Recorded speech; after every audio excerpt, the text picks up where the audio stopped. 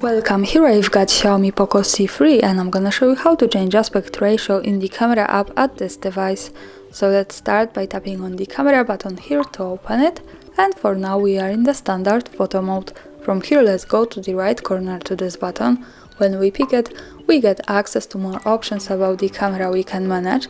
Now let's focus on the first one, settings bar here. The yellow color suggests us now that we are in 3:4 aspect ratio, so here we can manage it. Let's pick 1:1 now, and as you can see the background has changed to the square one, and this is how it looks like. Another tap to the right corner and we can pick also 9:16 aspect ratio, and in the camera preview it looks like that, so this is longer one than 1:1 and 3:4. And also here by tapping again on this button we can go to full one, so this is the full aspect ratio, full camera frame. And of course when we go again to the right corner we can easily go back to 3:4, the original one.